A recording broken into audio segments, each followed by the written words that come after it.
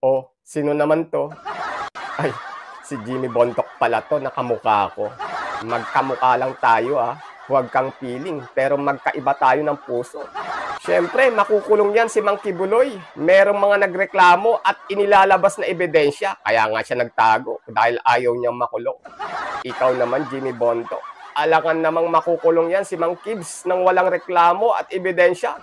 Kaya nga siya nagtago, di ba? Baka di mo pa alam ang kaso niya. Ito sasabihin ko para malaman mo. Ang kaso niya ay mangplok-plok ng menor de edad. Ew! Appointed son. Appointed son of a bitch. Yun ang totoo. Lumalabas na mahina pala ang katawang laman ni Kibuloy sa mga magagandang katawan ng mga bata. Ano ang sabi mo? Malaya yung mga nagpapalsify ng 2025 budget? Kagaguhan mo?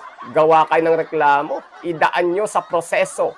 Tulad ng proseso sa impeachment ni Inday Sara. Ganon. Hindi yung puro kwento. Kasi lumalabas ang sinasabi mo na walang kwenta. Puro dadalang at kitang-kita na namumulitika.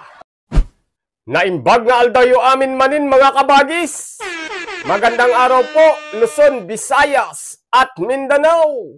At sa lahat ho ng Pilipino sa buong mundo, magandang araw po. At kahit kailan hindi kasama sa pagbati natin ang mga barairong na mga Pilipinong pro-People's Republic of China. Mga kabagis, nagsimula na po, natuloy na ang proclamation rally ni Apollo Kibuloy sa pagtakbo bilang senador sa 2025 midterm election. Sana all, nakakatakbo kahit nasa kulungan. Ang lupit ni Mang Kibuloy. Ang tindi, hindi na ba kaya ng powers mo, Mang Kibuloy, ang mga kaso mo? At kailangan mo pa talagang tumakbo at maging senador. Akala ko ba, ikaw ang appointed son of... Huwag na natin idamay ang pangalan ng nasa taas sa kalokohan nitong si Mang Kibs. Yung bagyo at lindol nga, pinagmamalaki mong kaya mong kontrolin. Bakit tila ang kaso mo ngayon ay hindi mo kaya? At kailangan mo pa talagang tumakbo bilang senador ng Pilipinas. Hindi na ba sapat ang kapangyarihan mo, Mang Kibs? Asan na yung dasal mong kakaiba? Plak. Utog ka. Ay, sorry ho. Kitang-kita, nabulaan mga ngaral ito eh. Palakpakan. Budol pamor. Nakakabanas itong batas ng Pilipinas na yung may mga kaso at nakakulong ay may karapatan pa ring tumakbo sa politika.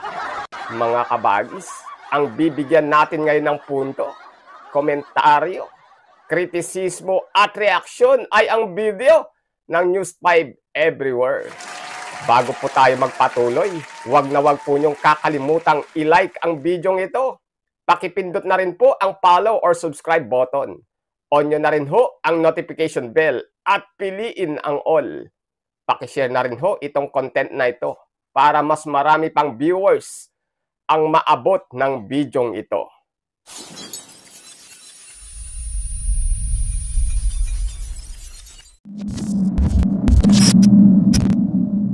Kahit nakakulong, tuloy ang proclamation rally ni Pastor Apollo Kibuloy kagabi. Ang kanyang mga kalyado binanatan ng Administrasyong Marcos. Nasa frontline balitang yan si Brian Basa. Kalooban daw ng Diyos ang pagtakbong senador ng founder ng Kingdom of Jesus Christ na si Pastor Apollo Kibuloy. Nakita ko na ba, kalooban ng Ama na ako'y papapasukin dito sa magulong mundo ng politika. Kalooban ng Ama ang pagtakbo mo sa politika? Sure ka, Mang Kibuloy? Yung pagplok-plok mo sa mga minor de edad, kalooban din ba ng Ama mo yon? Ano ba ang pangalan ng Ama mo? Yan din ba yung kinulong ng 1,000 taon na tulad mo rin na nakulong ngayon? Anak ng tinapa. Garapalan na yan, Mang Kibs. Hindi na ba sapat ang kapangyarihan mo? Yung lindol nga, kaya mong patigilin. Pero yung kaso mo, hirap na hirap ka. Ano, Mang Kibs? Nabawasan na ba ang kapangyarihan mo at kailangan mo pa talaga tumakbo bilang senador? Pag ito nanalo, ewan ko na lang. Recorded video ni Kibuloy ang pinalabas sa kanyang proclamation rally kahapon sa Inares Sports Arena sa Pasig. Kasalukuyan kasing nakakulong ang pastor dahil sa mga kasong qualified human trafficking at child sexual abuse. Grabing kaso yan, pero nakakatakbo pa rin. Sana all na lang. Sana all na lang, Mang Kibuloy. Present din sa rally ang mga kapwa niya kaalyado ng mga Duterte tulad ni re-electionist Senator Bato de la Rosa. Nakiusap siya ng boto. Mahihirapan daw siyang ipagpatuloy ang laban kontra kriminalidad kung kakaunti lang silang magkakakampi sa Senado. Present ang kalbong payasong iyakin, syempre. Di pwedeng mawala yan. Alam mo, Ginoong Bato, bakit kailangan mo pang makiusap ng boto kung tama ang mga pinaggagawa nyo? Malaking wrong move ang unang pagbira ng kampo nyo sa Pangulo na lagi nyong sinasabihang weak leader at bangag. Pero sa isang vlog, napaamin si Harry Roque na hindi pa napapatunayan na bangag talaga si PBBM. Pero pinagkalat nyo na. Anyamit tinaapo, tikinaduldog yung at tao. Ginawa nyo pa ng deepfake video na gumagamit ng polboron si PBBM dahil di kinakagat ng mga Pilipino ang mga ginagawa nyong fake news. Weak leader si PBBM, pero napanindigan niyang ipaglaban ang West Philippine Sea laban sa People's Republic of China ng mga sakim.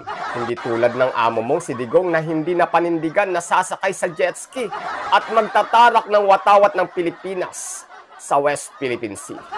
Alam namin na hindi literal yun yung sinabi niyang yun, na ibig niyang sabihin na magja-jet ski siya ay ipaglalaban niya ang West Philippine Sea laban sa bansang China. Pero kabaliktaran ang nangyari.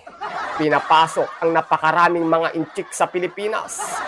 Pinapasok ang pogo na illegal sa bansang China mismo. Ang tindi nyo.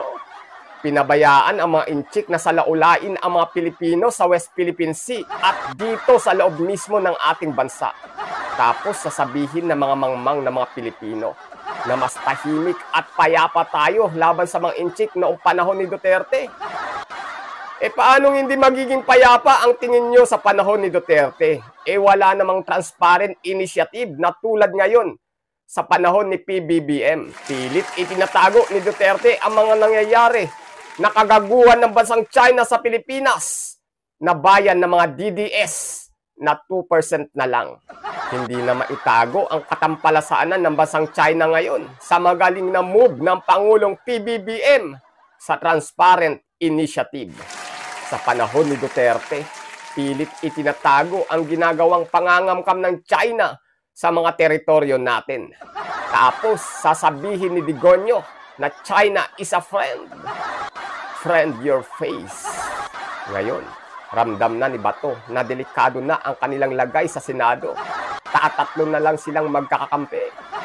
Wala na yung dati nyong lakas at suporta ng mga Pilipino. Ipakita nyo pa lalo na kayo'y pro-China. Mga tatlong payaso ng Senado. Eto mga kabagis, basta naramdaman nyo na pro-China ang kandidato, delikado yan. Red flag yan para sa Pilipinas. Para sa kapakanan ng Pilipino, red flag yan. O baka sabihin nyo naman na pro-China si Marcoleta dahil sa salita niyang, there's nothing as Philippine Sea. Hindi yan ang buong konteksto ng kanyang sinabi. Pinutol lang yan at talagang binabantayan ng mga tumitira kay Marcoleta ang bawat sasabihin ni Rodante Marcoleta para pagmukain na pro-China si Marcoleta. Pro-Pilipino at pro-Pilipinas si Rodante Marcoleta. Dahil sa sobrang lakas ni Rodante Marcoleta sa mga kalye survey na siyang totoong survey. Kaya kung ano-ano na ang pinagsasabi ng mga vlogger-vloggeran. Diba, Mema Alicia? Na kahit kitang-kita na putol ang konteksto, ipinipilit nyo na pro-China si Rodante Marcoleta. Ang kasuporta ko doon sa aking laban ay si Senator Bungo at si Senator Robin Padilla. So pag magbutuhan, tatlo lang kami, talo pa rin. Ang iba pang nasa Senate slate ng PDP, gaya ni Attorney Jimmy Bondoc, binatikos ang 2025 national budget. Isipin niyo, mga tao walang sala, kinukulong sa ospital. Pero yung mga nagpapalsify ng budget, malaya. O Sino naman to? Ay, si Jimmy Bontoc pala to, nakamukha ko. Magkamukha lang tayo Huwag kang feeling, pero magkaiba tayo ng puso. Siyempre, makukulong yan si Mang Kibuloy. Merong mga nagreklamo at inilalabas na ebidensya. Kaya nga siya nagtago dahil ayaw niyang makulong. Ikaw naman, Jimmy Bontoc. Alangan namang makukulong yan si Mang Kibs nang walang reklamo at ebidensya. Kaya nga siya nagtago, di ba? Baka di mo pa alam ang kaso niya. Ito sasabihin ko para malaman mo. Ang kaso niya ay mang plok-plok ng menor de edad. Ew! Appointed son. Appointed son of a bitch. Yun ang totoo. Lumalabas na mahina pala ang katawang laman ni Kibuloy sa mga magagandang katawan ng mga bata. Ano ang sabi mo? Malaya yung mga nagpapalsify ng 2025 budget? Kagaguhan mo? Gawa kayo ng reklamo? Idaan nyo sa proseso. Tulad ng proseso sa impeachment ni Inday Sara. Ganon. Hindi yung puro kwento. Kasi lumalabas ang sinasabi mo na walang kwenta. Puro dadalang at kitang-kita na namumulitika. Naglabas din ng gigil sa Administrasyong Marcos ang iba pang supporter ng PDP at ni Kibuloy. Deretsahang bumanat sina Ipanaw Party List nominee ka Eric Celis at Lorraine Badoy. Mga mahihina kayo, hindi nyo kaya ang administrasyon. Ang tagal nyo nang nagrarally sa mautog rally nyo. Wala naman kayong napatunayan. Dinala nyo pa sa EDSA ang rally nyo para gawin ang people power nyo. Pero lumalabas na people power na walang people ang ginawa nyong pagkilos.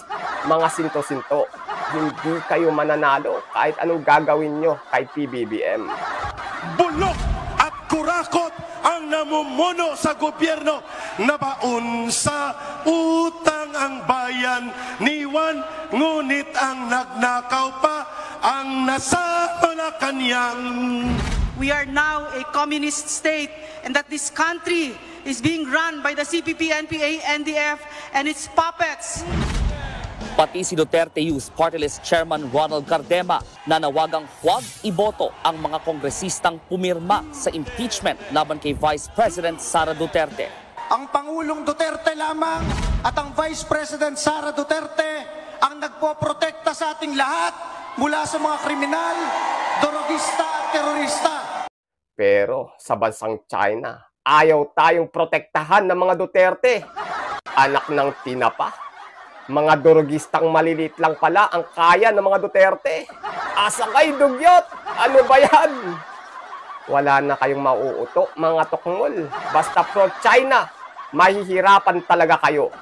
Marami namang nagawang maganda ang Duterte admin sa panahon nila.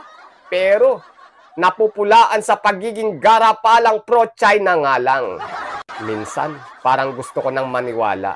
Wala pa namang ebidensya na malinaw na funded ang mga ito ng bansang China upang guluhin ang Pilipinas at siraan ng siraan ang gobyerno natin upang humina ang puwersa natin na ipaglaban ang mga teritoryo natin na inaagaw ng People's Republic of China. Kahit anong gawin niyong paninira kay PBBM, mga dumbbell lang ang maniniwala sa inyo. Ay sorry, excuse me ho, sa kapitbahay kong kamukha ni Duterte. Simple lang dapat ang panuntunan dito sa ating bansa. Pag naramdaman yung pro-China, huwag nyo nang iboto. Dahil Pilipino ka, hindi ka inchik, hindi ka ipagmamalasakit ng bansang China. Aagawan ka pa nga ng likas na yaman na dapat para sa mga mahal mo sa buhay. Yun ang totoo, mga hinayupak na to. Sige, panalunin nyo at magpauto pa kayo lalo dito sa Bulaang. Appointed son of the bitch na si Mang Kibuloy na mahina na ang kapangyarihan at di na kaya pigilan ang mga lindol at bagyo. Kaya tumatakbo ngayon bilang senador para lumakas ulit kahit papaano ang kanyang kapangyarihan at makapang-uto ulit ng mga dumbbell ng mga Pilipino. Yun, bilang Pilipino. Ano po ang masasabi mo sa mga nangyayari ngayon sa ating bansa? Malaya ka pong ilabas ang iyong matalino mong komento sa ibaba. Dapat ho may pakialam ka. Dapat po may bilang ka. Muli, kabagis, make sure na napindot mo na ang like, subscribe or follow button. Kita-kits ho sa susunod na videos. Adios.